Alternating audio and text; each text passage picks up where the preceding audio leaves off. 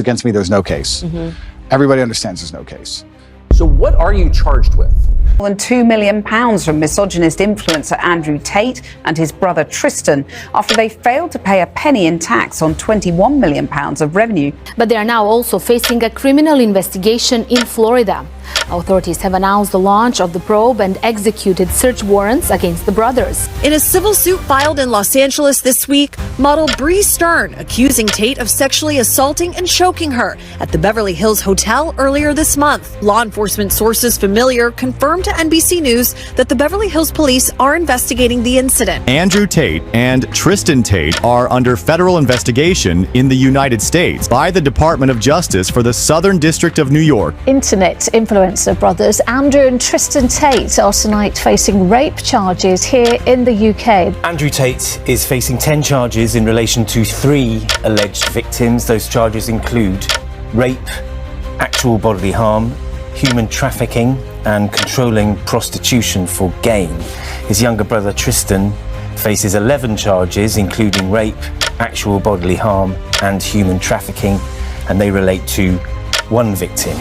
Both brothers are currently facing a separate prosecution in Romania. So what are you charged with? You think I sleep with a full phone full of evidence? You think I don't wipe my phone every night? You think I'm dumb? You think I sleep with a full phone full of evidence? You think I don't wipe my phone every night? You think I'm dumb? The debate has been standardized, the questions have been asked, and many answers were provided, answers that made no sense. But then, we had a voice come to the forefront. A voice wanted to show us the truth. A voice that said they wanted to show us the real.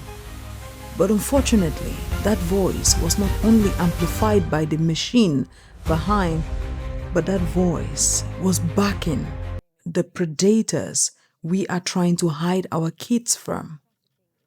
That voice was the voice and is still the voice of Candace Owens. And before we go any further, I would like to say that there are many things about Candace Owens that we appreciate, things about her career that we find very interesting and impressive, things she has fought through when it comes to her coming out as a conservative, changing her mind, making her points, standing on her business and expressing herself. Those are things we applaud. We are not criticizing her because of her points or her stance. We are criticizing her for lying to the public. We are criticizing her for seeing truth and calling it lies. We are criticizing her for seeing black and calling it white. It is all right if she came out and said, yeah, the guy is this, but I still support him. But it's a totally different thing for you to come out, lie to the public. In the first part of this particular documentary, I explained to us the beginning of Andrew Tate and his brother and his one sister, whom Andrew Tate has actually said he doesn't speak to because she's a feminist or she goes to feminist rallies. And my question was, if you say you're not afraid of others' thoughts, you don't have a problem with others expressing themselves, and you are out here crying like a baby that the world is trying to silence you because they don't believe or they don't think like you do, why did you stop talking to your sister just simply because she chose the feminist route? Why did you isolate your sister simply because she goes to feminist rallies? That is a question. And he's now out here claiming he misses his family. His mother had a heart attack. His grandmother died. And then the moment you get the freedom, I have not seen him run into any of those people he claimed to miss. No, he ran to California, or whatever that is, to do what? In the first part of this, we looked at Andrew Tate's life, where he originated from, everything about him, right up to when he was arrested, the catalyst and the victim, Jane Doe, that led to his arrest, why that case became as riled up and very publicized as it was, given the person in question, Andrew Tate. He was one of the most Googled people in 2022, number 8 on the list. And that made his case very, very impressive And some people were fighting for him, others were against him. But the truth was this: was he guilty of the crimes? Was he accused of things that he was innocent of? At the end of the day, he has not yet been convicted, but so many of his words, some of his victims, and even the people who are out here persecuting him show that there might be real truth to what he's been accused of. And it's not even about the victims coming out. And his words were very imperative and important to these cases. And I know people like his defenders, such as Candace Owens, want us to completely ignore the tapes. And she calls it things of 10 years ago. Meanwhile, the guy is on tape in 2021 and 2020 talking about running the business she claims he did 10 years ago. And she interviewed him in 2022, 2023. And she was calling it things of 10 years ago, which was like 2 years backwards if we are being generous. But she sat there with a straight face and called it 10 years ago. Those are the kind of things that make you go, oh Lord. After the first part of this, I needed at least a week to refresh my mind from the disgusting things I had to go through, watch, in order to prepare the first part for you. Same thing I had to go through for the second part. So many times I was screaming at my phone, and it's a sad situation to see because we thought we ran away from the mainstream media to independent media, to run away from people like this. But at the end of the day, we forgot that the machinery that was foiling the mainstream media followed the so-called independent media. Case in point, Candace Owens is one of them. And if you've not watched the video where I simply dismantled the illusion of her independence as a media persona, I will encourage you to highly go and watch it because it will give you a full understanding of the full persona, the media playbook she's using, similar to Andrew Tate's, if I have to be honest. And I've stated that in most of my videos, which is why I keep saying, I believe, in my opinion, Candace Owens and Andrew Tate are people made by the same man, George Farmer. And George Farmer has been testing these things for a while. And I wonder what his next product will be, or who his next product would be. Ladies and gentlemen, I would like you to go get yourself your tea, your coffee, water, juice, kombucha, whatever suits you and keeps you calm before we dive into the next chapter of this despicable situation we are facing. It is one thing for someone to be a despicable human being. It's another for there to be a huge machine that is well foiled and funded, running around trying to clean up the image he has and claiming it is so-called matrix. Now, speaking of matrix, I went through a couple of interviews or episodes of Candace Owens, and in one of them, she kept saying that the problem that is happening, what is happening to Andrew Tate, is the matrix. And I know many of you would think her flying to Romania, which we have discussed in the first part of this documentary, was damning enough. Well, she took it a notch. After that, she came on her show and she thought it was really cool for her to have a full episode where she actually hid the name of a convicted SA person just because she wanted to dismantle one of Andrew Tate's victims. And Andrew Tate keeps saying there are no victims, but as we go further into this video, we will realize there are several, not only a few dozen, but a couple dozens of victims with various crimes from Romania to the United Kingdom to the United States. This guy has cases everywhere, and the machine protecting him is the only reason why he is still dancing around the world. And he would like to use people like Epstein to say they were taking time to investigate Epstein, but he is being targeted. And I wonder, what if you're another case of another kind of Epstein, and you are just doing what he was doing all those decades when he eluded justice that was due to him? Let's get into this. I'd like you to buckle up. It's going to be a very disgusting ride. Welcome to the channel. If you're new here and you've never met me before, my name is Allegedly Nemo. And for those who are returning to the channel, those who watched part 1, welcome back. And in this video, we are going to discuss some of the ways Candace Owens has defended Andrew Tate. In the first part, we looked at the background and everything and all of that. In this part, we will look at her defenses of him. We will look at what she calls it. And we will also talk to a lawyer. We will watch the videos of a particular lawyer of Jane Doe, the catalyst of the December 29, 2022 arrest of Andrew Tate in Romania, and why that particular victim is very important. And that is the same victim Candace Owens took her time and defended 34 to 50-something-year-old men, and just because she wants to say, put down one of the victims of Andrew Tate, who was a minor when all of these adult men were having sex with this kid. And it is as disgusting as it gets.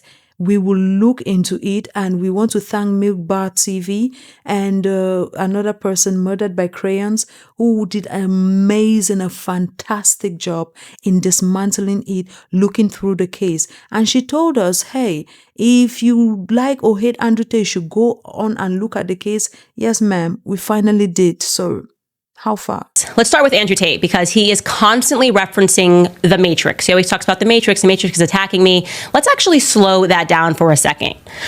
Why is he saying that? What does he mean when he says the Matrix is coming after me? Well, of course, you're going, Candace, obviously he's referring to the movie, the series, the 1999, it began in 1999, the series The Matrix, which if you haven't seen it, I don't know why you haven't, it actually is a fantastic set of films, it really is. But I'll tell you briefly, it's about the technological downfall of humanity, okay? It presents a world in which humans are not aware that they are being enslaved by artificial intelligence. Essentially, reality is being simulated for them. And they believe it's reality, but it's not actually reality.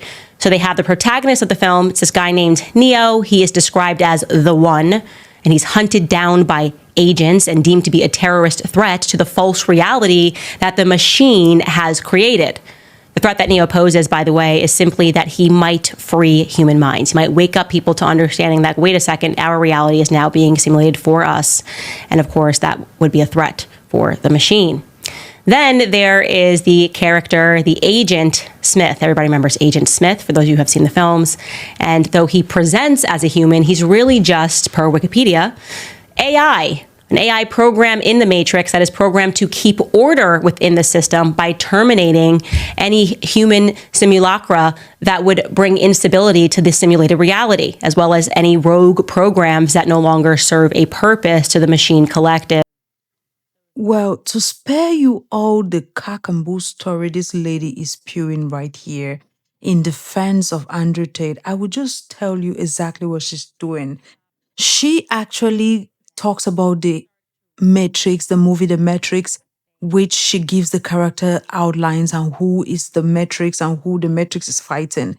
And she is trying to conflate Andrew Tate and the 2020 vaccines and the Matrix so that she can do something which she is very good at. When she conflates Andrew Tate, the vaccines, and everything she's doing with the Matrix, she is doing something I have discussed on this channel several times. She is using her media playbook. And that media playbook is the same playbook Andrew Tate uses. Before they start anything on their channel, they do one thing and one thing only. The only person you can trust is me. Any other person, you cannot trust them. Same method, same thing all the time.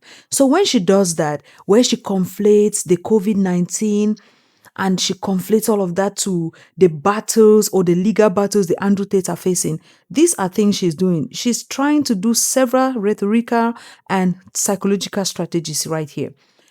look, by connecting these two very unrelated topics, she's defending not only Andrew Tate, but she is also reinforcing a broader wide view. What is that wide view? She has explained a lot of things to her audience about the pattern of deception that the government uses, that the matrix uses. So this strategy here is what? If they lied to you about the COVID vaccine, they must be lying to you about Andrew Tate. It is possible they could have lied about the COVID vaccine, but they are not lying about Andrew Tate. Andrew Tate's words are there to say it for themselves. We don't need to even ask any other person to speak for Andrew Tate.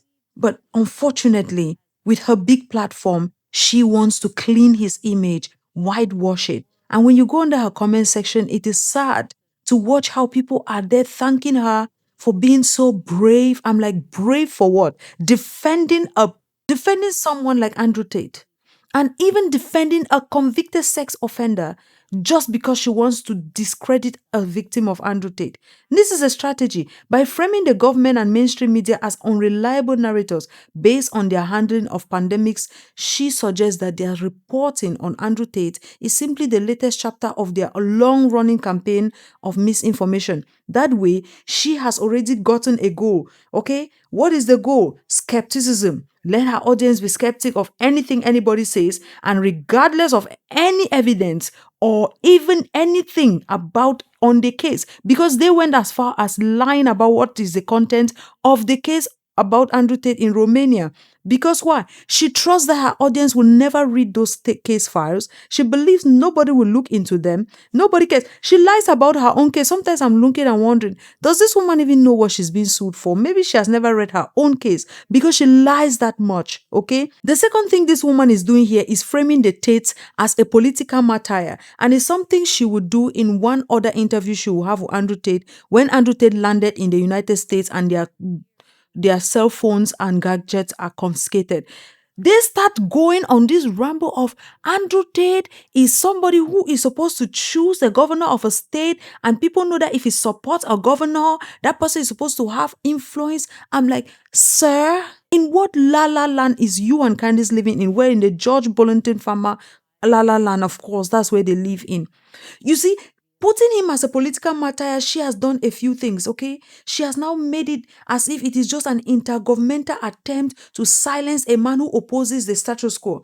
It's same thing like her. Like she's always claiming victim. And I used to think this victimhood started now. Then I watched videos of her in the past, and she was still claiming victimhood when she was just starting her channel, when Dave Rubin invited her on, and she was saying that people were paid to speak bad about her. She has no evidence. She has no proof of it. And she is attacking somebody who is telling her nobody paid somebody to speak bad about you. Can you prove it? She said, you don't have proof that the person was not paid. And I don't have proof that the person was paid. Are you kidding me? And it's the same thing she's been doing for a long time, and she has mastered it. When she met George Farmer, what are you talking about? Perfect of both world of chaos met together, what a collusion. Okay, now everything everywhere is we are fighting the matrix. We are fighting the matrix. What is the goal of this? This is just to make sure that even the specific evidence in the UK and Romanian case will not be mattered anymore. Okay, the debate becomes, what about free speech and standing up against the elite? It will no longer be about what did Andrew Tate do and why are they charging him? What are they charging him for? And that is the same thing she does in this, because she will go ahead to play Andrew Tate coming out to the press and just ranting for a few minutes and then walking off. At the end of that rant, even when somebody wants to ask him a question, he shushes them up. Why is she shushing them up? He knows that if they ask him a good question, he will not answer it. The best possible method, same thing Candice does, is just to speak over you, shout over you, and then move on as if nothing has happened. That way, you don't even have to say anything. Now, she is doing this thing where she's exploiting a group identity. There are definitely people who felt a way about the COVID vaccine in 2020 and they did not take it, or those who took it and had side effects. Now, coming in with joining the Tate's situation in that she's trying to rope them into feeling bad for him. And that is why when they show him, when he comes out ranting and raving, the next thing she says, how does that make you feel? Like, Are we talking about a case that of somebody who has been accused? Can we look into it without looking about all these whataboutisms and all these distractions that she's trying to play here? Can we do that? No, Candace cannot do that because it will just debunk the strategy she and Andrew Tate have worked on. Let's look at what she says about him coming out and even talking to the press, what she calls that. Of Andrew Tate outside of the courthouse yesterday in Bucharest. Before I tell you that the new charges that they are bringing up against him and what this is really about, take a listen to Andrew Tate, and you will notice that he says, the first thing he says is that he's built different. I love that. Take a listen. You are okay? Free man, built different. Yes? Built differently, of course. Better than okay. You are free? Free. Listen, I'm going to say something to everybody. Listen to me. I moved to Romania 10 years ago, and I found an amazing country full of beautiful people. And I told the whole world about Romania. If you mention the name Romania anywhere in the world, they'll say, Andrew Tate was there, Andrew Tate was there. I've done nothing but promote this country. I've done nothing but say fantastic things about Romania endlessly. And when I did this, people would say to me, if Romania is so nice, if it's so safe, it's so beautiful, why has it got such a bad reputation? And I said, well, there's probably a few bad actors, a few bad people who destroyed the entire reputation. Like the few fools at Tate who just came along and told us that the mothers of our children are somehow human trafficked. Well, now that we are on the topic of those few bad apples who spoke badly about Romania, can we watch a video of one of those few bad apples? Romania is completely corrupt from head to toe, right? So what were you saying again about bad apples, Tate? Well, let's keep on going with this rant of yours. I've been nice, I've been patient, I've played the game, I've respected the judiciary, I've gone to every appointment on time, but they bust in my house again. And now I've come along saying there's 35 victims. You know, all 30 of those girls, 30 of them have statements in our defense. 30 saying we've done absolutely nothing wrong. Two more are the mothers of our children, and 2 more have never even been to Romania. They've never even been here. They just found random girls we knew in other countries and made them sign pieces of paper. This is a setup. It's absolutely disgusting. Fair play to that judge who saw through the bull. Let us free. And also, one more thing. The media is complicit. All of you are. When they first threw us in jail, when they first put us in there, you're all running around saying human trafficker. None of you said, where's the evidence? Where's the proof? Where's the pictures? Where's the videos? None. 3 years later, they do the same bull, and you're all sitting there going, human trafficking. I'm not a human trafficker, clearly. If you human traffic someone, there is evidence. This is a setup, it's a stitch up. The 3 prosecutors at DCAL in my house, I said, why are you here? There's no case. They said, there's a case if we make one. This is a setup. All of it is. And listen, quiet. I'm not talking to you, sir. Be quiet. Be quiet. This is a setup.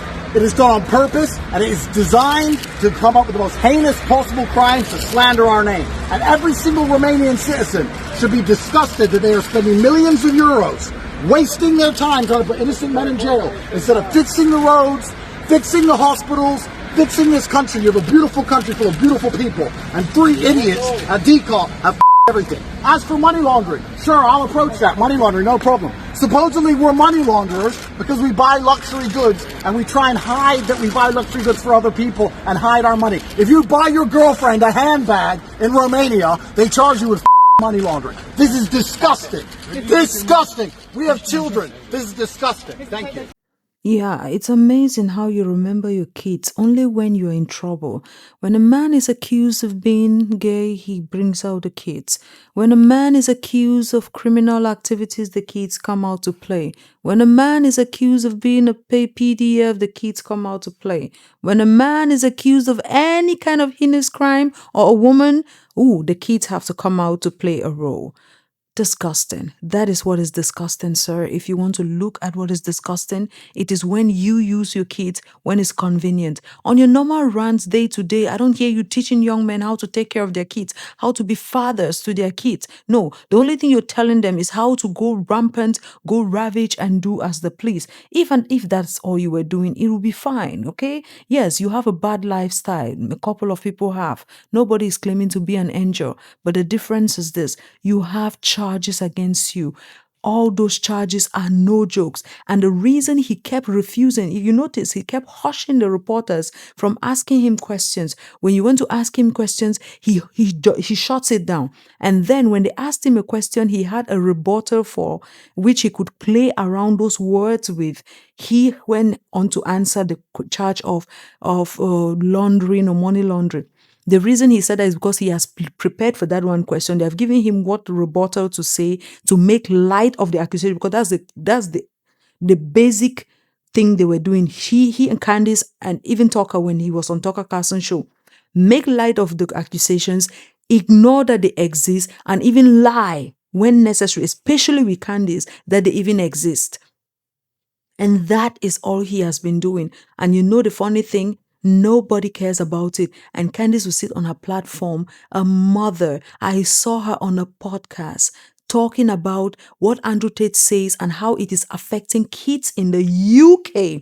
How it is affecting kids in the UK. She was sitting there pregnant with a kid in her stomach, in her womb, growing a baby in her womb. And she made light of the situation of how a man's actions are affecting kids in school in the UK, and she called it a joke. Let me drop this one before we go to her reaction to what Andrew Tate just said, so we can really show you the kind of woman this lady is.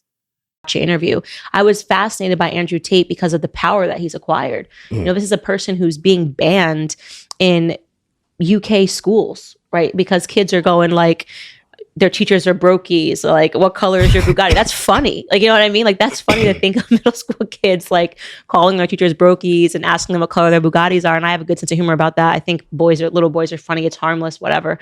But you heard the pregnant lady sitting there, a woman who is pregnant, sitting there. She knows the implication, and she has said so many times, when she had her kids, she wanted to go in all because she knew she wanted to live a world where her kids can thrive in. I guess thriving for her kids would be having role models like Andrew Tate. We are not saying you should cancel or deplatform him. We are asking you to hold him accountable, Candace Owens. We are asking you not to whitewash the truth about his image. It is not funny. It's not funny that little 10 and 11-year-olds are in school asking their teachers, oh, what's the color of your Bugatti, when the teacher is trying to teach them something. And as someone who is in that profession, I find it extremely offensive that Candace Owens sits there with her own child and she says things like that. These are the kind of things that makes you wonder, how competent are you as a mother to understand what is dangerous to your child and what is not? Because why is it difficult for her to understand what the implications of that in a school is? Well, she will sit and lecture us how she's homeschooling her kids now because the educational system is totally corrupt. Do you know why the educational system is totally corrupt? Because part of it now is involved with you having it as if it's a joke that a kid at school is asking their teacher this. And during this same interview, the guy who is sitting there glossing over it with Candace Owens saying that, oh, he was obviously just joking. I take 100% of his girlfriend's OnlyFans. Like, right. When we went to his house, there was OnlyFans girls there. And it's like, he's not taking 100%. Yeah. Like, you could tell he's trolling. Yeah. And then someone funny. finds it and makes it serious. And people were doing this over and over. And I was like, this is weird. Like, he once he slips up and says that when they went to Andrew Tate's house, they saw OnlyFans mothers there. Obviously, he was not taking all of their money. And Candace Owens sat there like a newt. She couldn't say a thing because the truth is this, that guy has slipped up and said maybe what he was not supposed to say. But unfortunately, that guy seemed to be somebody who also knows the inner dealings of Andrew Tate. And this is not the only person who will slip up and tell the truth. Andrew Tate, in one of his interviews with Candace Owens, will still slip up and tell the truth about himself and how he makes sure that he evades the police. But unfortunately, Candace Owens is in the business of whitewashing Andrew Tate's image, not in the business of telling the truth. If it was any other human, I want you to put any other human in Candace Owens' position, she would dig into your life, investigate. If you ever owned a pet, that pet will be up for scrutiny, okay? But, well, Anyway, let's get back to Candace Owens reacting to what Andrew Tate just spewed when he came out of court and is screaming at journalists, screaming at reporters, oh, you're part of the matrix, oh, blah, blah, blah, blah, blah. Now, you remember what I told you at the beginning of playing that clip? Candace Owens is conflating these events because she wants to use emotional manipulation in order to lure her fans, her audience, to emotionally connect to Andrew Tate, sympathize and empathize with him, and forget all about the criminal charges. You heard her. Let us hear what he had to say when he came out of court before we go into the charges against him again. But do you know what she will not do in this episode? She will not read any of those charges, because at the end of the day, it's not about understanding the charges, it's about whitewashing his image. How does that clip make you feel? And by the way, you guys, I am seeing in the live chat right now that you are saying that the cops have just apparently, while we are live right now, they have arrived at Andrew Tate's house. How does that make you feel when you hear what he is saying? Like I said, park aside your feelings about the industry that they were involved in. You will get an agreement from me regarding pornography and webcamming and things of that nature. This has been 3 years of his life, okay? Of both of their lives. They have children. They still have not been able to be presented with an actual trial date to show up to defend yourself. Well, this is the truth. Like I've said before, Candace Owens is using the same thing Andrew Tate is using. They have children. They have children. Candace Owens, you know they had children before, right? When they were doing all those things to other people's kids, right? Yeah. But you don't see that as other people's children's. I guess the other children that are in this case who are involved in this, they're just criminals, including the one you came on your own show, decided to berate for an hour while defending convicted sex offender and other grown men. Yeah. And as for why the case has not yet been set, a date has not been set, if Candace Owens took a 2-minute Google search, she will know why. But unfortunately, she's not there to tell you the truth about it. She's there to just sensationalize it. Why is it that this word always comes short anytime I need it? She's there to sensationalize the case, to make your emotions, to make you feel. That's why the first thing she asks you is, how does that make you feel? And every time someone does that, listen to the evidence, listen to the truth.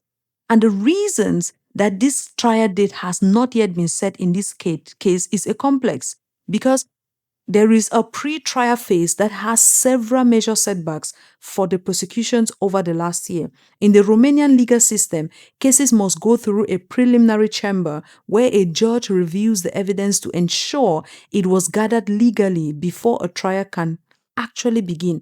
This is where the delay is currently centered. Now, these are some of the significant setbacks. Between December 2024 and late 2025, in that time, the Bucharest Court of Appeal delivered a major blow to the prosecutor, Die Court. The court ruled that the case could not go to trial in its current state due to several procedural irregularities. Now, some of these includes evidence removed. The court ordered the removal of key evidence, including witness statements from 2 alleged victims and statements made by the Tate brothers, deeming them inadmissible. Now, when I was going through this case, I watched also plus videos I watched. There are 2 particular alleged victims who have claimed they are not victims. One of them is allegedly Andrew Tate's longtime girlfriend, who is his main girl, the girl who recruits the others. He has said it on tape several times. He has said he has to have a good bottom B. Everybody knows what that is. So this girl, he allegedly started dating this girl when this girl was 15, because he was talking about this girl when she was 21, and the girl has recruited a 28-year-old. And he was saying that he has been with this girl for 6 years, which means he started seeing this girl when this girl was illegal. Now, this girl and another person has claimed that they are not victims. And the fact that someone says they are not victims, according to the judicial system, according to lawyers and things like that, please correct me if I'm wrong. I am telling you just what I heard from lawyers and the lawyers involved in the case. They say sometimes some victims would refuse being a victim due to circumstances we understand with the Tate and all of that. And it could be that they have not come to the acceptance that they are victims. Yes, they will still add those as victims. And if they finally refuse to be victims or to be part of the prosecution, then they will be removed. And that is what the judge did by removing those two individuals. And one of them has made a video, I think, or two of them made a video saying they are not victims.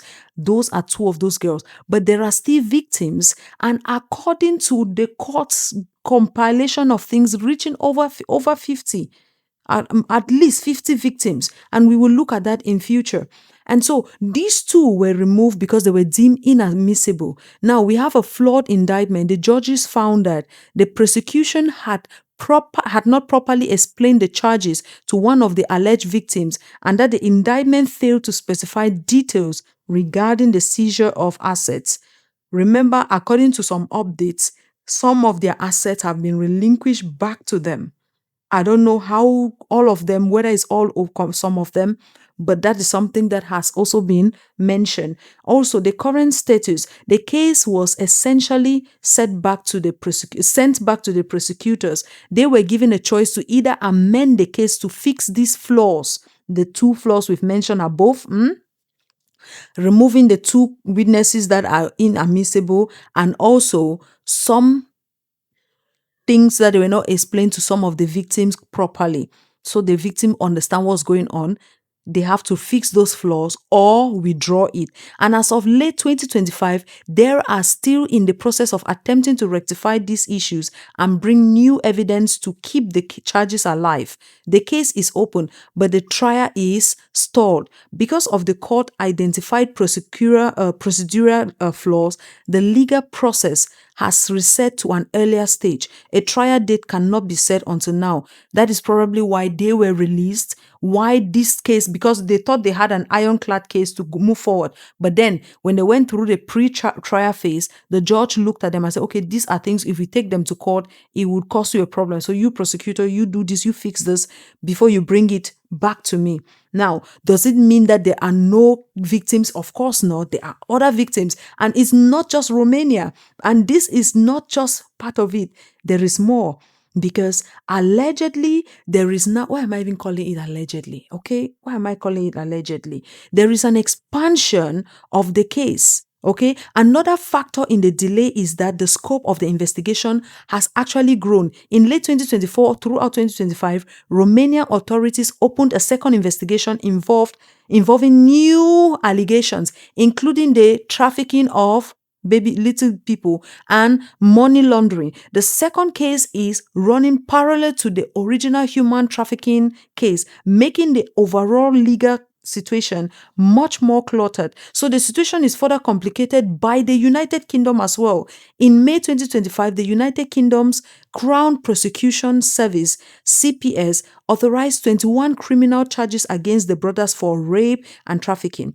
The Romanian court has agreed to extradite the brothers to the UK, but only after the Romanian legal proceedings are fully concluded. We have discussed this in the previous, but I still have to keep reiterating because some people just want to defend people with problematic past because it is their friend. So since the Romanian trial hasn't even started due to the setbacks mentioned above, the UK trial is still essentially on hold, and so is the one in the US. So when the Romanian trial is completed, now that the Romanian prosecution, they are still looking for a way to adjust this case and go back full swim, that's why they have been let to relax a bit. Not like they are completely off the hook and they are now, Candace Owens is in the streets singing how they are off the hook and pretending she doesn't understand why. And Andrew Tate even said in the thing that he's going to link his lawyer with her so that she can ask him all of these questions and understand what's going on. And if she's honest, she would have been telling her audience this. But she knows that if she tells her audience this, it will mean that there is something there. There is something that the prosecution has seen or the judge has seen or there is evidence somewhere. But it is easier easier for her to come and just say there is nothing there rather than telling you the actual truth. Yes, the case was going ahead, but it was stalled due to this, and that. And it is at this stage. But why do that when we can just sensationalize it and say that, oh, this is just the matrix, and the matrix. And yet all throughout the media, everybody's got a comment because they believe they read somewhere, they read the article. You can ask those people, how many of you guys actually read the case that was put before them?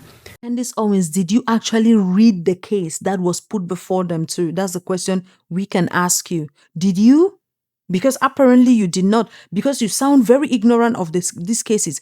Why am I confused? She did not even know the case against her because she keeps claiming the Macrons are not suing her for that. She alleges he was a man who changed to a woman. Meanwhile, it is in the case, fat paragraph there. What am I talking about? This woman lies for a living. A case that began with allegedly 4 victims. Last 3 years, they're working on a case with 4 victims. Then 3 of those victims dropped out. One of those victims is now being sued by them for defamation in the state of Florida. And magically, they raid them again. And what do you know? You heard what he said there, and I will repeat it for you. They have found 35 new victims. And this is the thing again. When Candace Owens starts with a lie, it's difficult to even listen to the rest. She said there were 4 victims. There were not 4. There were 7 victims, and 2 of those victims said they were not victims. But the reason why those victims were actually filed is because when it comes to prosecution, when it comes to victims in a criminal human trafficking case, in the legal sense, victims in a criminal human trafficking case don't always have the power to drop charges or join charges. They are added there. That is up to the state, the prosecutors. However, several things have happened that the defense uses to argue people have dropped out. And it's the same thing Candace Owens is using here to say they have dropped out. No. That is not how it happened. Yes, 2 victims came out and said they are friends of Andrew Tate and they are not going to be parties of it. And also, only 2 victims initially joined the case as civil parties, meaning that they are seeking financial damages. And then the fact that the others did not join, now it's often cited by the Tates as proof that these women do not consider themselves victims. No. Sometimes people can join a case, but they are not seeking those financial damages. They just want to look for justice for what happened to them. And so when Candace Owens come and sit and she's claiming that, oh, these victims are not, there's nothing to see here, when they are actual victims, and she's claiming, oh, this. Candace, this, I don't even understand. I don't understand, because that is where Candace Owens' argument comes back into play.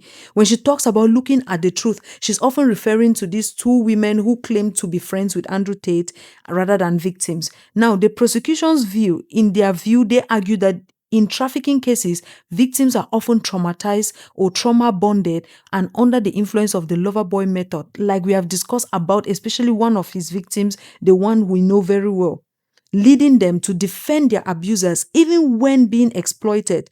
And the defense, they argue that if the victims say they aren't victim, the government is essentially kidnapping them into a legal case against their will to fulfill a political agenda. Now, how this is complementary, we only have to follow the legal justice system. But the truth is this: if there is evidence that Andrew Tate did something to somebody, even if that person says, I'm not a victim, we have seen cases where a mother harms a child, right? And they ask, the child say, no, my mom has never harmed me. It doesn't mean the mom didn't harm the child. It just means the child is trauma bonded and the child is protecting the mother or an. Either of those cases is the truth here. So for Candace Owens to sit on her platform and just be lying like that is so disingenuous.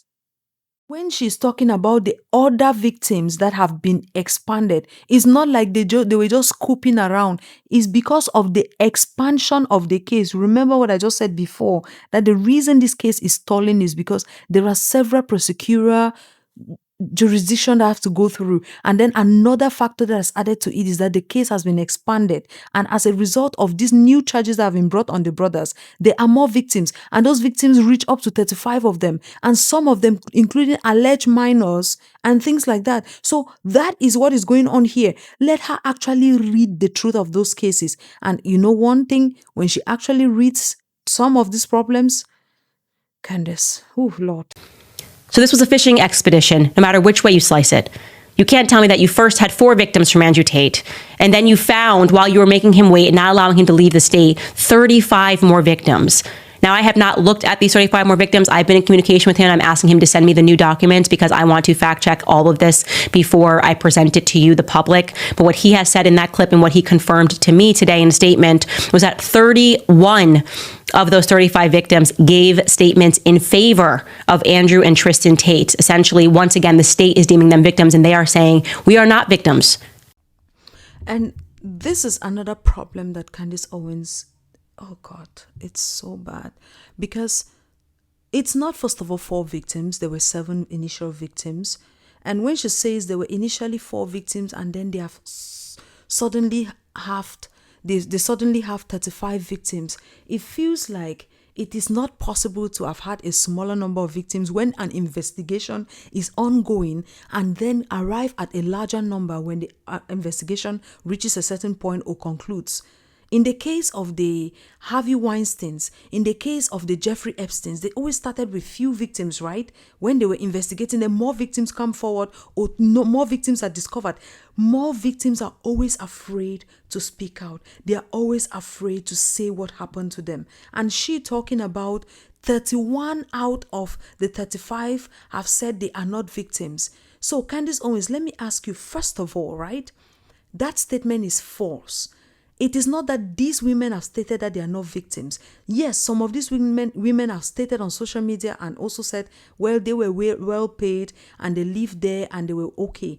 The truth is this, a victim can, sometimes some victims cannot identify that they are victims unless someone in a better position looks and said, look, my dear, you're a victim here. And so in the case of that, some of them will be saying, no, I'm fine, I was okay. But it doesn't mean that they are not victims.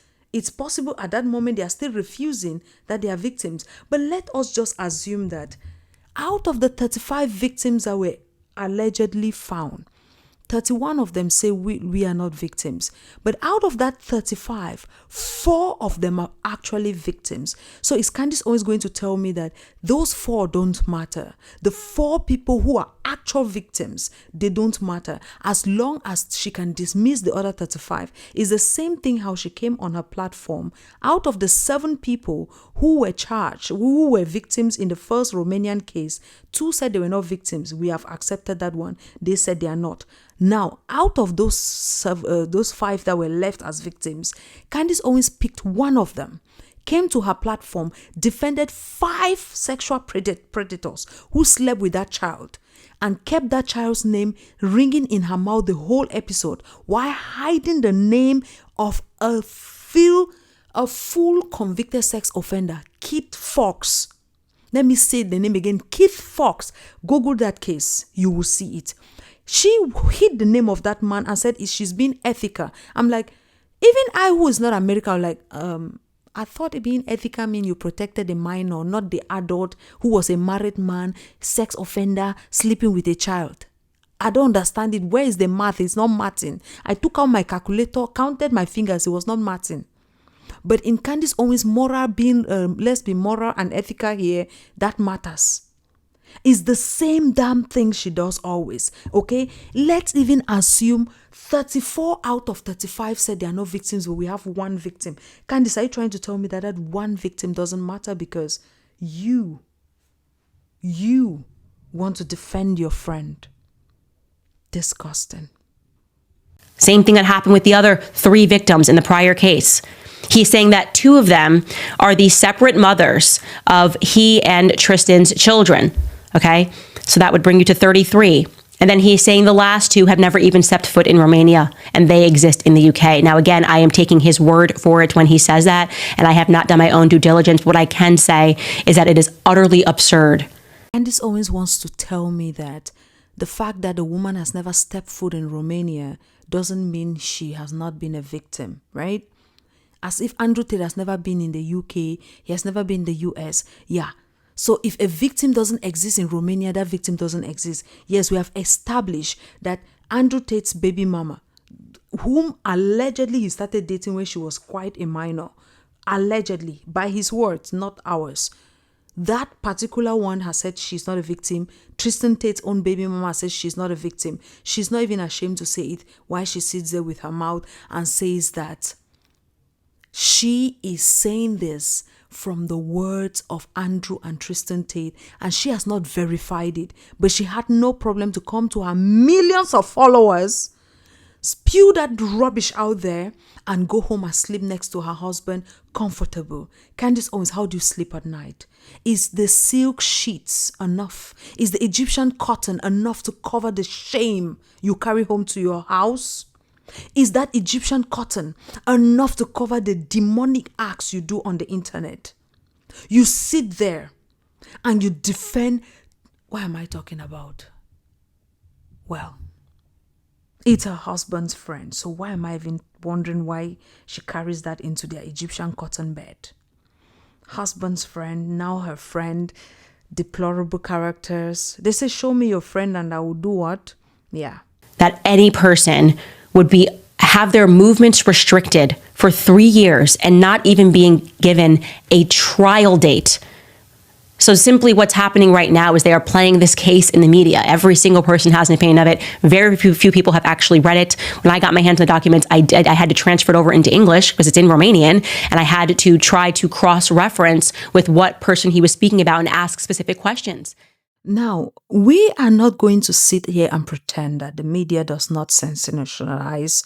This word I will use, you guys will be okay. Type the right meaning in the comment section. Those who know me already know me and this word. Sensationalize this case. The media does that, of course. That is why we ran away from mainstream media and started listening to knuckleheads like Candace Owens, who will lie to us through their teeth and their beautiful faces, and we sit there admiring their nice dress and forget that this is a demon speaking.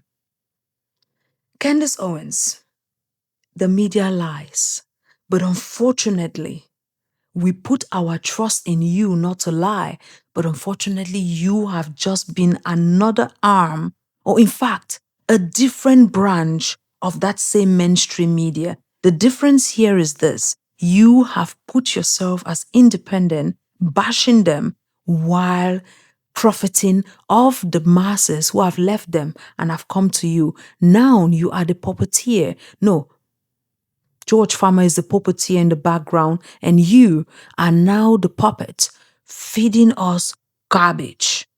While you're talking about the case, opening it, reading it, I would like you to tell me how you read this case, what you saw in it, and how you felt about it. At the time, the first case involves a man who I am not going to name, and the only reason I'm not going to name him is because at the time of the allegations against him was in fact a minor, and that of course is relevant. So we just want to be ethical here and not expose his name. Hi. My name is Keith Fox. So that people can look up the case because, as I said, she was underage at the time. Essentially, it was believed that she was having sexual relations with him, and the courts found that to be true. And he is now been sentenced to 24 years in prison. Liberation and freedom. And it's just a great place to be. Throughout this episode, by the way, you're going to hear some beeps when I'm discussing this case. If I accidentally say his name, My name is Keith Fox. We intend to just beep it out. Performed deviant sexual acts in the bedroom, such as urinating on her during intercourse. We intend to just beep it out. Again, just to protect the fact that she was, in fact, a minor at the time of these accusations. Named who is, but it all begins with. So who is? If you hear this, and I know that you have a lawyer, if you would like to sit on this show and detail what happened to you, I will give you a platform, and I mean that. The only reason I'm not going to name him, My name is Keith Fox, is because at the time of the allegations against him was in fact a minor. I just think that when you have a 14-year-old, you will realize how weird it is that a 30-year-old wanted to have sex with you when you were 14, and that of course is relevant. So we just want to be ethical here and not expose his name. Hi, my name is Keith Fox. Since Candace Owens wants to talk about the case and how it is, you have not read the case, you have to read the case, I would like us to go and look at the case. Now, Milk Bar TV and Murdered by Crayons on X have done a fantastic job.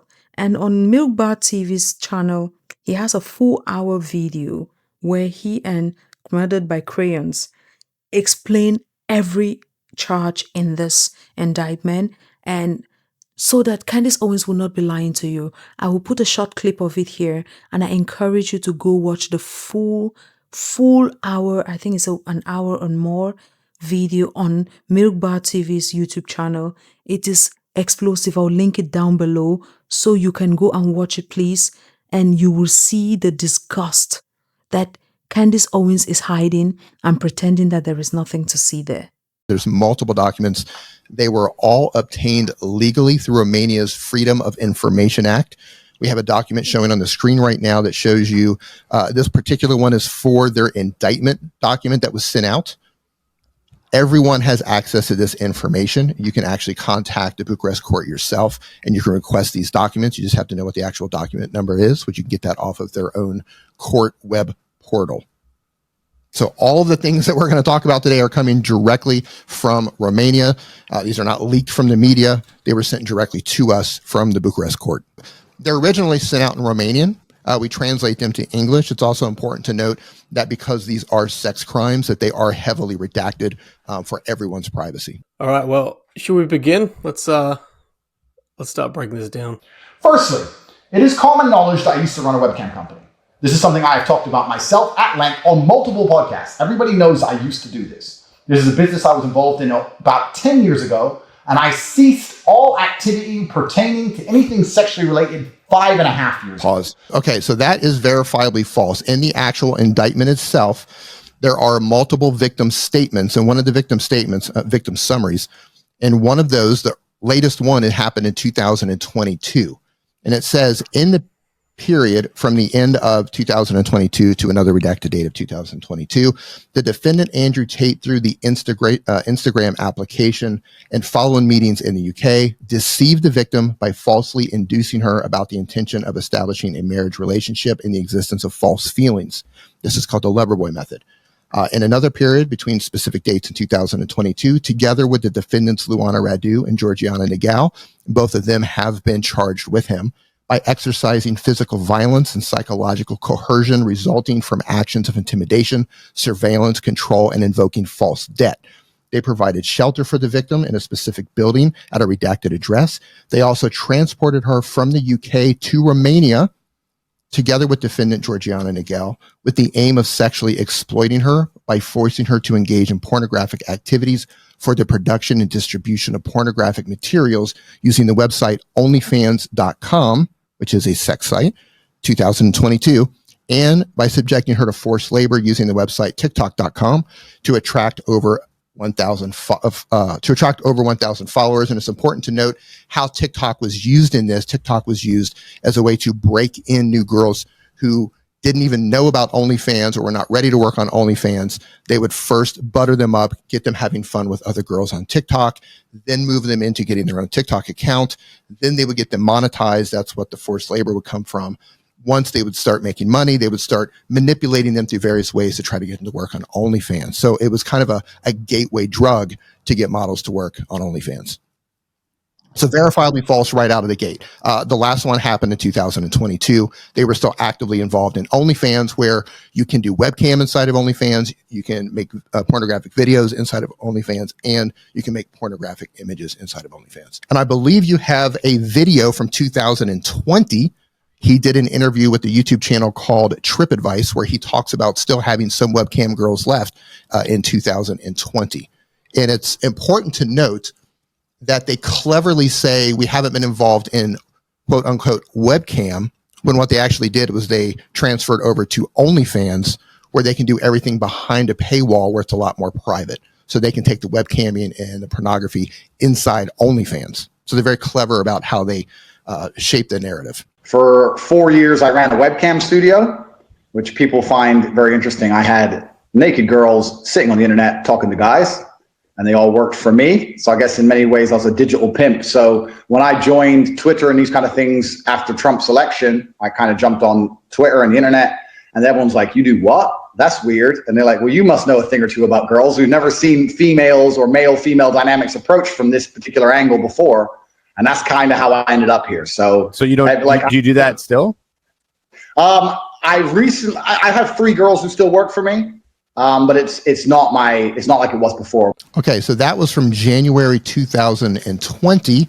However, there are victim summaries and victim statements in Romania that have him working in 2020, 2021, and 2022.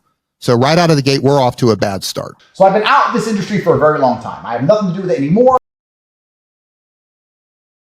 The most deplorable part about this is how Candace is laughing about it, make it a joke about it, especially when she sat on a podcast talking about how kids in the UK are making fun of their teachers.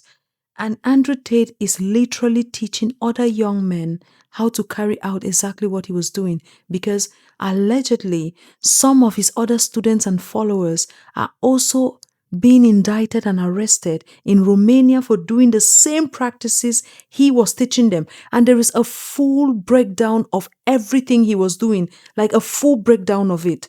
You will not... God, this woman is amazingly crazy. And before we go into this, I will show you a full breakdown of text messages that were leaked, showing that he was actually admitting to this thing, training his students and more. I know in there. What he just explained was Loverboy trafficking. And it's important to note that his PhD course and the OnlyFans course that he was selling would teach other young men how to do the exact thing that he has been charged with. Important to note that there are people in Romania that were students of his. One of them is Vlad Obo, however you pronounce his last name. He has been arrested in Romania along with accomplices for human trafficking as well. So his students are now being arrested for human trafficking. They learned from Andrew Tate how to do this, and they are now being charged with human trafficking as well. And sometimes it is good to refresh our minds about some of the things. In the first part, I really expatiated on it, but I would like us to refresh our minds with other videos of him talking about doing what he was doing to younger girls and all of that kind of things. Guys, warning, this is very excruciatingly painful to listen to. It's like, fuck off, mate. You don't pay the fucking petrol bill. Do you know what I mean? It's like, what the fuck would I read for you?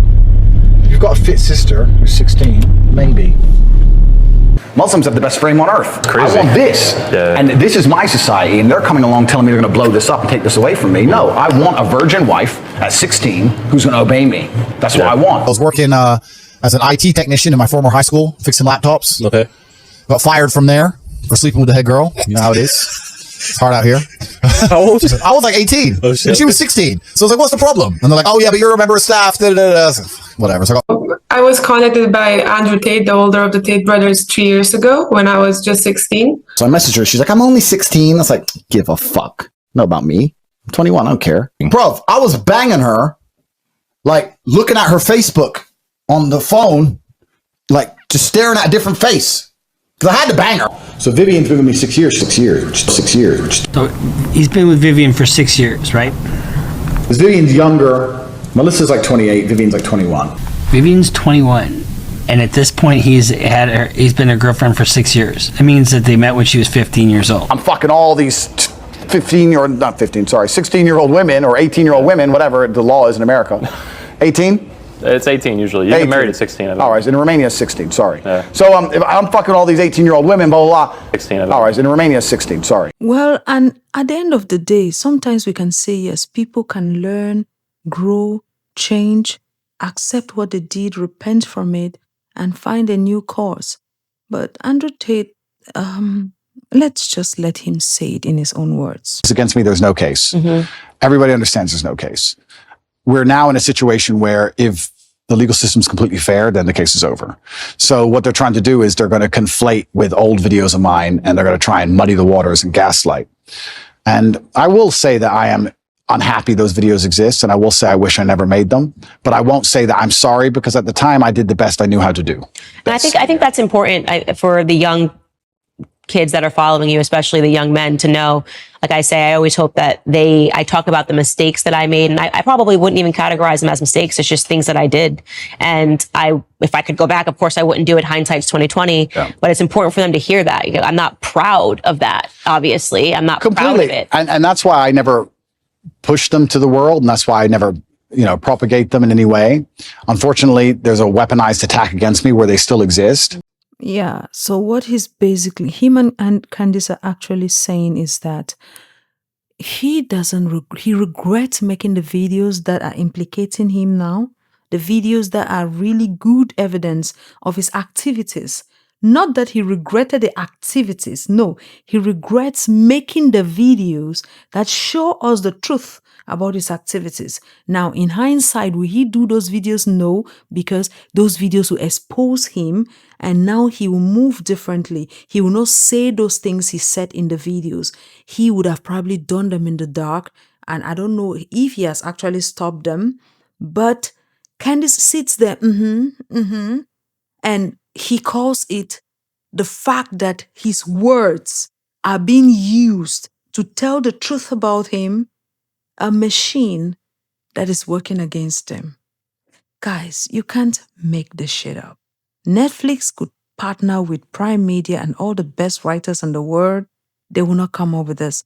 Only George Farmer of the Bullington Club could have made this pair, and they fit right in. I don't know why Candace Owens did not marry Andrew Tate. They would have been a perfect match. Well, I'm sure George Farmer is as perfectly matched with her as Andrew is, because if he created these two demons, he's another one. And that's why I do so good to talk against them. I think that if you want to tell kids not to do drugs, you usually have a reformed drug addict to stand up and say, don't do drugs. I was a drug addict. It was a mistake. And I think that gives you a degree of credibility. So for me to sit here and say, be a lot more careful, one, with the way you say things on the internet, especially. Two, be a lot more careful with your interactions with women as a whole, especially in light of the Me Too movement and all these other things. Be very respectful. This is a small clip. If you watch the video in its entirety, I actually talk about extensively about how you don't want to make a woman feel pressured. You don't want to pick up a rape charge for no reason. If she feels upset or sad, make sure you get her a taxi home. I talk about all these things in the same video. So this is still the worst part of a very long form video taken out of context.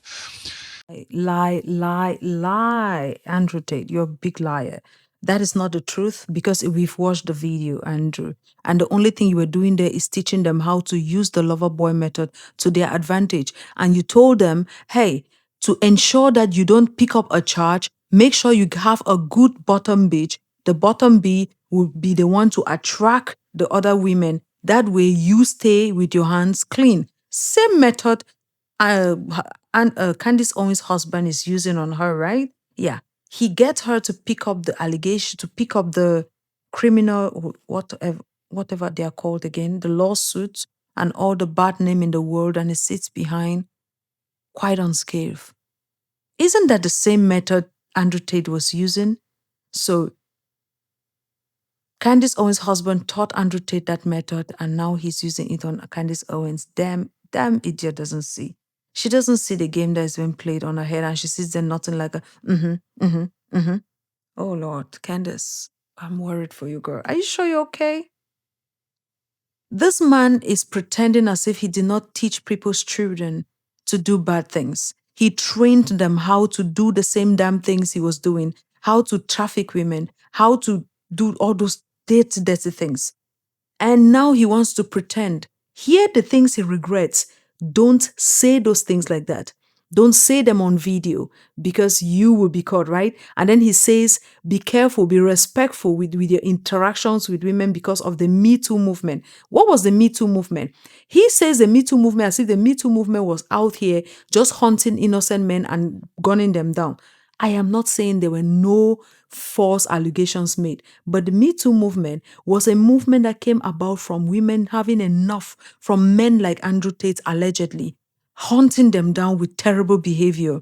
Men like who? Harvey Weinstein, who Candace Owens, mind you, was on a tour not long ago trying to defend, and I'm going to do a full video breaking down what she was going on that tirade on, because it is disgusting to say the least. She wanted him to say something he did not say, then she dropped it like a hot potato because she wanted to claim that he was a clean man, or he was being falsely imprisoned, or he was overcharged. Yeah, a man who committed all of those crimes here, he should have been out here in La La Land having fun with you, Candace Owens. I hope it is nobody else's kids that get touched. It is you, probably. That was wrong. I'm too angry. It is just unbelievable that a woman sits there and does that to people. Okay? She sits there so reckless. How will she sit there and say something like that? And this man is sitting in front of her, lying through his teeth, and he doesn't say anything. For a man to be a role model to kids, to say, don't be a drug addict because I am a reformed one. Do you know what it means to be a reformed one? It means, one, you have accepted what you did. You have paid your time. You've accepted, you've done your punishment, done your time, and now you are really, truly repentant of that crime. There is also part of this interview where he says, oh, if a man was an ex-convict and he was accused of murdering or stealing, he will not be persecuted like he is. A man that was accused of murder, do you know what he faces, which you're trying to avoid? He faces the consequences of his action. Yeah, he goes to jail. He faces the consequences of his action. A man who stole faces the consequences of his action. Please, don't gaslight us. Why telling us that they are gaslighting people against you? The only person who is enjoying more freedom that they deserve is you, Andrew Tate. People's kids went through a lot. Candace Owens sits on a podcast and say that this man has been enduring persecution for 3 years. Have you thought about the children? The children this man put through, all the things he put through, putting them in his house to work money for him. God, Candace, are you sure you're in there? Are you in there? She thinks that the minor inconvenience of him being investigated is something that she should be empathetic to, but none of the victims feels like something she can even feel a thing for, because according to Candace Owens, there is no victim. Up to date, she has not seen a victim that she can stand for. No. The one that is too pure for her to touch, she avoids calling their name. And then she goes after the one that has maybe a checkered past that she can attack them. A child, a basic child. 15-year-old who was sleeping with 35 to 57 years old adults, or is 34 to 57 years old adult, married men, some of them. But no, let's blame the child, the 15-year-old child. Yeah, let's blame the child. Candace Owens is shameless. In another interview where she invited Andrew Tate over to come in over Zoom so she can interview him, where she was there pretending that he's such a victim of the metrics, same as the rhetoric as before. So I'm not going to bore you, stress your life with it. You can go watch the video you see on her channel where she was defending the man, claiming that he has not done nothing. Oh, the charges have all been released. He's a free man. Lord, I don't know how this woman says some of the things she says sometimes through her teeth. So why she was defending him and insulting and not Ron DeSantos or something Santos, saying he has no principles. At the end of the day, she asked Andrew Tate to say a piece of his mind, how he's feeling about all of this. Andrew Tate, in his rant, actually implicated himself. Guys, you can't make this thing up. After all this long period of time in foreign incarceration. This is insane. And I mean, I guess you probably don't want to be in Florida anymore.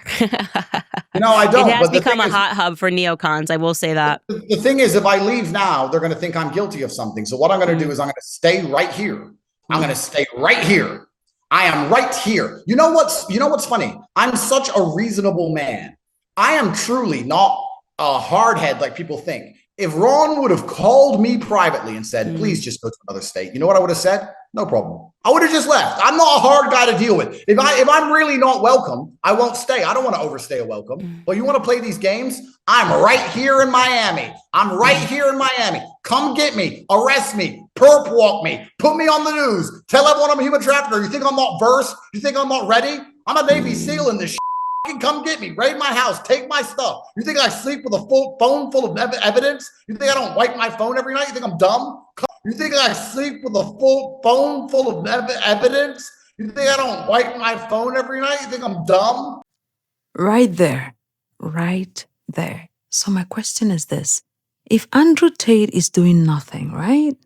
If he has committed no crimes and it has nothing to hide, I don't know many people who go to sleep every night wiping their phone of evidence, cleaning their phone. I personally don't. Actually, when I lose my phone, I am pissed because of the information in it, because how would I get it again? But apparently, he says it, not me. He wipes his phone, removes all evidence at night. He's not dumb. What evidence is he talking about? Evidence of what? Well, don't worry. The conservative woman will sit right there, look at him in the eyes, and say, there is nothing to see here. If that was not a good enough statement for you to understand the kind of person we're dealing with, what else do you need? It is from his words, not mine, not even Candace's words. Because Candace could defend this man all he wants, but every time you let Andrew speak, Andrew is the same like Candace. I've always said it. Let them speak. The more they speak, they implicate themselves, because criminal minds like theirs, minds that have corruption, sometimes they just filter that shit. It goes out, It just doesn't lay there alone. It comes out. Well, right now, I would like us to look at some statements from the lawyers of the victims, especially Jen Doe. Actually, Milk Bar TV interviewed this lawyer. In my research, I realized he has also interviewed her. I will link the video of his interview with her below, which has the same similar factors like the ones in this other video I got from Lily Rose's YouTube channel. So I will just put a few clips here, and I will link Lily Rose's channel here for you to go watch the full interview with the lawyer. This lawyer especially represents Jen Doe, and Jen Doe is the main victim, the main catalyst why Andrew Tate's house was raided on the 29th of December 2022. And Jen Doe never pressed charges. She never went to the press. She never did any tours. She was just one of those who was gotten in the raid, and she was asked to testify, definitely, as usually. So we are going to add some of the statements from the lawyer, and I think we should let the video after that.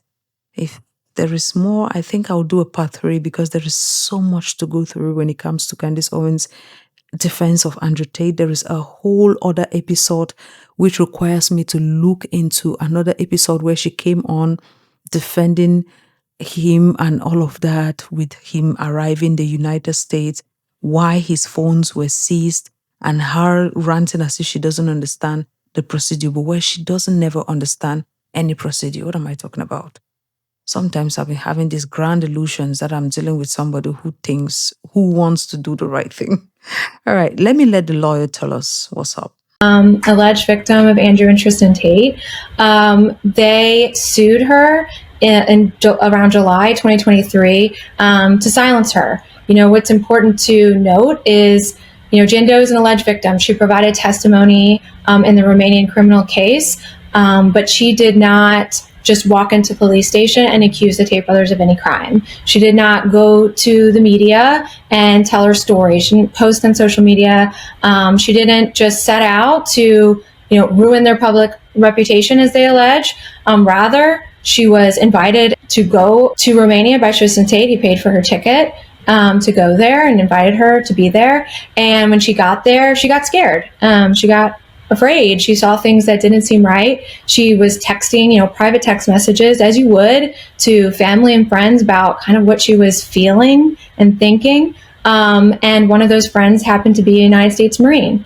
And he said, I think what you're describing seems like there could be human trafficking going on. I have to report this. She even said, please don't. I think it would be safer if I sort of just quietly snuck out of the situation. But he felt he had a duty that, as a Marine, it's not really up to him. He has a duty to report a crime when he thinks it's occurring. When he sees an American in trouble, he has to report it. What is your lawyer saying the next steps are in terms of just dealing with this? I mean, he must just be completely confused, especially given the fact that you guys had brought a case, for those of us who read it, had brought a case against the girl who launched everything in Romania. I mean, I read her messages, I read the WhatsApp text messages, and that is why I said this case is not going to go through in Romania. When she says she read her text messages, she read the lawsuit, she means that she defended the Tates using the Tate's own words. You think I'm joking? Let me give you the thing. I'm underage and Fisher is still with her. He knows she's underage right here. I'm surprised Candace is actually reading this. Yeah, me too. That's crazy, right? Yeah, this doesn't make sense. Well, today I'm going to offer you the most thorough accounting of the exact charges that face the Tate brothers and my belief of why they are going to beat these charges. So who is Emma Gabby? First, I'll tell you who she is according to the Tate brothers, who is suing her in Palm Beach County, Florida. According to the Tate brothers, we're going to tell you who a human trafficking victim is by the two guys who have been charged with human trafficking this victim in Romania. So they're going to tell you who this victim is. According to them, again, if you want to take their word for it. We don't want to take their word for it. As we've already seen in previous videos that you've made, Milk Bar, Tate is a compulsive liar. What is your lawyer saying about this insanity? Yeah, absolutely. We currently have a civil case against a woman who lives in Florida who lied to Romanian police, who started that whole saga, and it's going very well and we're winning, and they've been delaying as much as they can. It's very interesting that her legal team is a liberally funded George Soros NGO. Wonder where they came from and where they get their money from, but you know, she has endless lawyers somehow. So they've been trying to delay the case as long as possible because she's banged to rights guilty. And it looks like that they may have been involved in this whole mess, trying to use it as an excuse to once again delay the civil proceedings against her. I would actually, if you could take the time, if you could talk to my lawyer directly, I would love for you to have him on because he knows even more than I do about this. But he's as flabbergasted as I am. Everybody is just expressing shock and absolute disappointment that this is the welcome home I get after all this long, long period of time in foreign incarceration. These two keep distracting me. I'm trying to get to the lawyer's statements, but their nonsense cannot help. The welcome you get from after a long time of incarceration, whose fault is that? And there is something they keep alluding to. It is because he spoke up about this, that, or that. There are so many people who spoke up about the same things, but I don't see them having this kind of offenses and criminal charges against them. I don't see videos of them talking about things they were doing to women and how they were doing the Loverboy Method, doing all of those things. It is just you, sir. And also, Lord, this too, God, help me. I need Jesus to give me a calm head. My head is aching from this too, just talking rubbish. So we have a victim who had the situation. Now, if some lawyers decide to come and help her because they want to help her in the case, now it is a matter of, George Soros lady. And in the next video, we are going to go through this entire interview she had with Andrew Tate because it requires his own video plus other things they lied about there. We need to dissect it completely. So please, let's just get to the lawyer's statement for now and we will get back to this because these two, oh Lord, there's so much headache with them. Are there criminal cases or other civil cases in anywhere else besides Romania right now? Yes. So there is a criminal case ongoing in the UK. They sought extradition and it was granted. So the Romanian court granted extradition to the UK, saying the Tate brothers will be extradited when the Romanian criminal case is resolved. So again, Andrew Tate just went on a podcast and said extradition was denied by the judge. I mean, that's an absolute statement. Again, it's black and white. Either extradition was granted or it was denied. It was granted. Why is he lying? There's court documents that showed it was granted. It's been reported many times that it was granted. And then there's also a civil case in the UK on behalf of 4 victims, and those are separate victims from the criminal case. There is, I think, often in statements made by the Tates and their defenders, this narrative that these are not victims of sex trafficking. You know, nobody was plucked from their bed at night, thrown in the trunk of a car, driven across, a border, taken to a home, locked up, put in shackles, and then, sex trafficked. Like, there's a sort of, again, those are not the words they're using, but there's sort of this innuendo about sex trafficking involves, violent kidnapping. It involves acts of force to keep people in captivity. And one of the big arguments that they've made about the Romanian case is that the women in this household were able to leave the home and come back. And there's actually footage of them leaving and coming back. What is the legal definition of sex trafficking, both in Romania, and I'm curious about how it relates to the United States' definition of sex trafficking. And how does the Romanian case have, in your view, a strength when it comes to saying these women actually were victims of sex trafficking? Yes. So Romania follows the Palermo Protocol, which most of Europe follows, which is very similar to the federal sex trafficking statute. So I'll go through the U.S. federal sex trafficking statute. It's very analogous to the Palermo Protocol. So under U.S. law, sex trafficking is causing someone to engage in commercial sex via force, fraud, or coercion, or causing a minor to engage in commercial sex. And just to not to interrupt here, but commercial sex, does that include webcam pornography, OnlyFans? It's not actual sexual intercourse. It can be anything related to sexual acts. Correct. So people think of prostitution, which of course it is, but it also relates to pornography. That would be commercial sex acts. So Andrew Tate, there's a couple things here. Andrew Tate has specifically described, my job was to get a woman to fall in love with me, to go on OnlyFans, and then give me all the money. He describes lying to the women about the terms of this OnlyFans arrangement, that he would tell them that it would be 50-50, but really it would be something different, 40-60, sometimes even more skewed than that. And he would just lie and say things like, oh, tell her it's for taxes, but I'm not really paying taxes, I'm pocketing that money. So that describes fraud.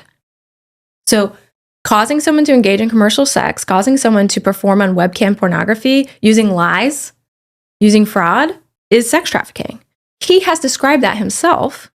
And then, of course, that is consistent with what the Romanian allegations are. And then there's also the coercion piece, which is a lot of different things amount to coercion, but threats, restricting your movement, isolating the victim. Were there threats?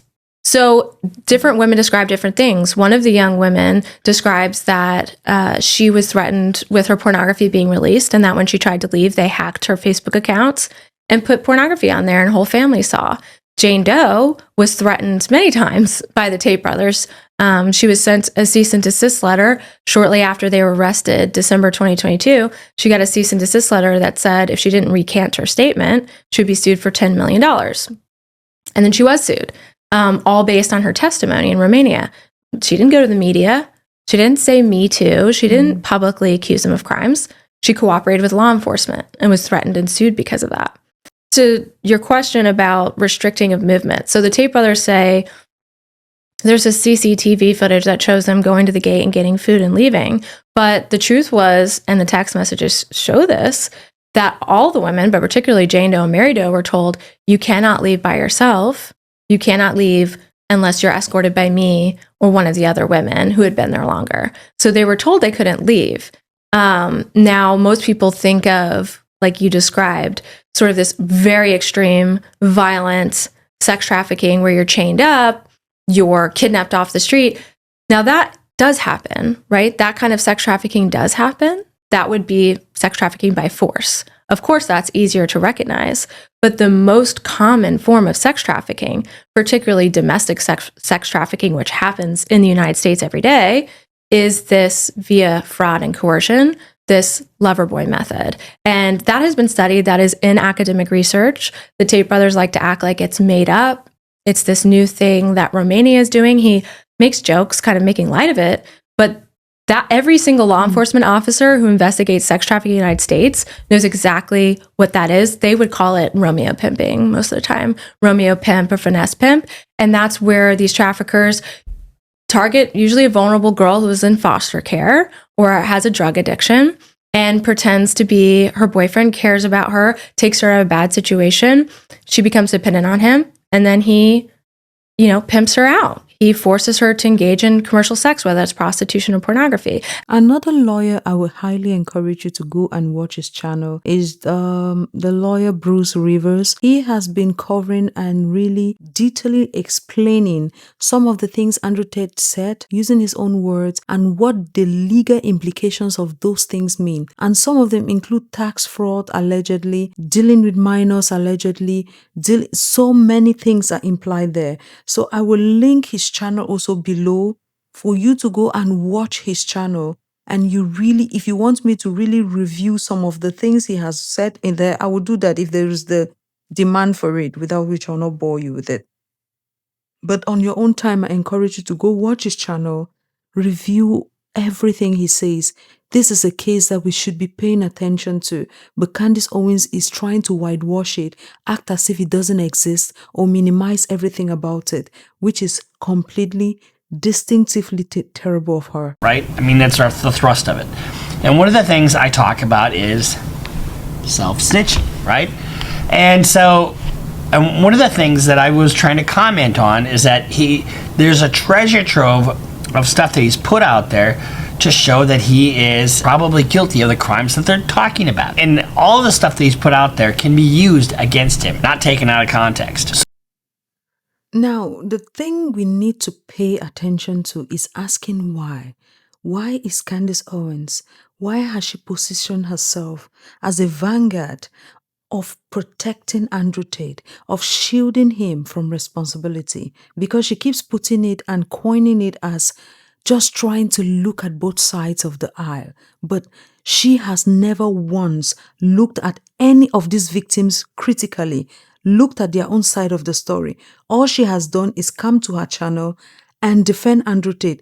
If even once Candace Owens had come to her channel and said, okay, here is a victim I see, and I think this victim is credible. So Andrew Tate, what do you have to say for yourself about this? Let him even lie through his teeth like he always does. It would sound like she's even trying. She never does that.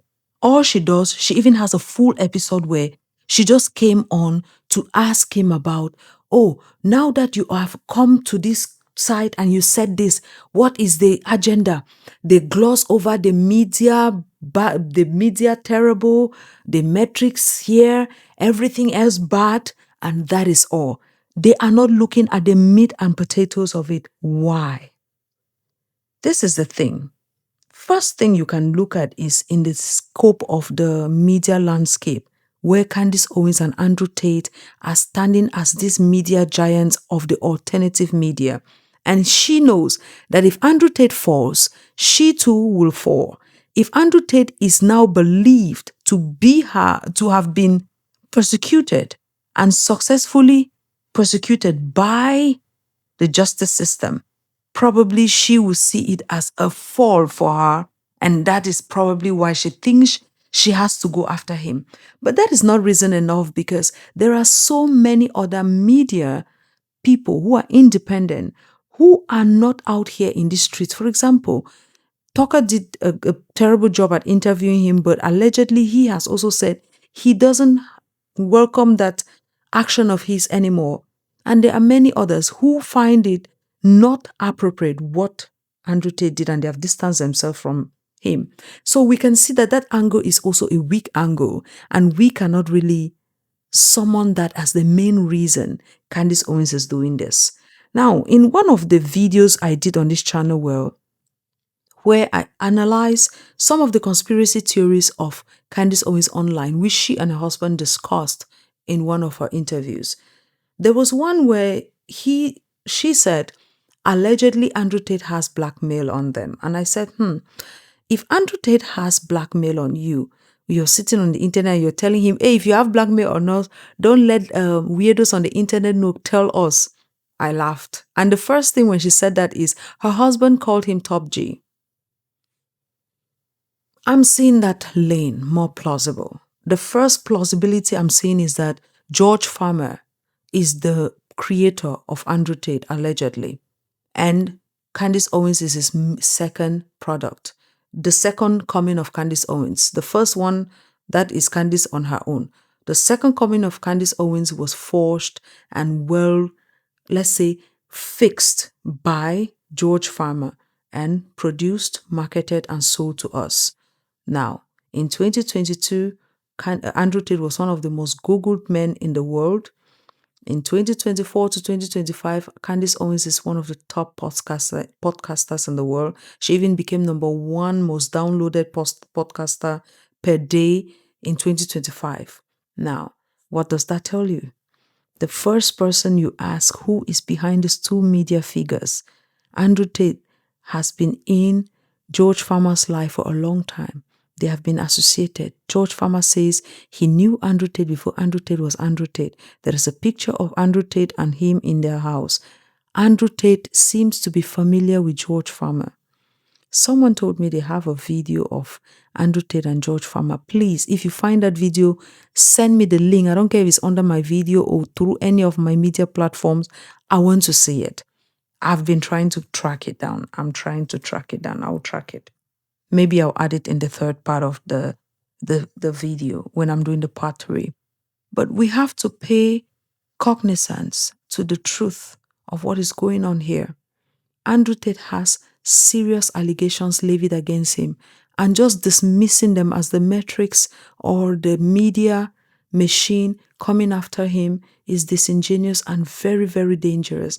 And also Candace Owens just laughing off some of the things he has done and the effect it has put on school systems, as well as the media and the education, every other aspect that Andrew Tate has touched and played with. For her to just laugh it off as being a joke, it's so deplorable. A mother of 4 kids, and she says she wants 6, and she says she wants to leave this world a world where her children can prosper in. Are you sure with the Andrew Tates raving around the way they have been doing, you will be able to leave that world to your kids? I'm sure Andrew Tate will not be a role model for your kid, but you don't mind it being a role model for other people's kids. Tells me a lot. Well, what am I saying? She's friends with him. Probably he's role models to their kids. Everybody has their moral compass. I guess hers and her Christianity ends when it comes to Andrew Tate. She throws it into the ocean. The whales swallow it and grow fat. But what can we say? We are just living in our own world, and Candace lives in hers. So guys, at this point, I would like to end the video here so it doesn't become 72 hours too long. I will leave it here, and in the part 3, we are going to go over more other defensive mechanisms Candace Owens is using to defend Andrew Tate, as well as we will finally look at leaked text messages that also implicate Andrew Tate in his words and other things. There is so much to unpack here, guys. It is unbelievable that Candace Owens come and sit with her face full front. And in one of the other videos, we are also going to react to Milbar's TV's full diagnosis of the case of how Candace Owens was defending this PDF file, as well as the other 4 men who were sleeping with a teenager and considering it as if those men were the victim and the 15-year-old teenager was the one who was this master manipulator. Guys, thank you very much for coming through this. It's giving me a headache already, I know. I hope you are safe. If you find it too stressful to watch, please click out. You must not watch content like this. It's the reason I'm putting myself through this to put it out there is because it's imperative that we know what we are dealing with, because many people are discovering Candace and they are not seeing the truth about her. And it's important that we let people know who they are dealing with, so they take everything she says with a fat grain of salted salt. Until next time, I am allegedly Nemo. Bye.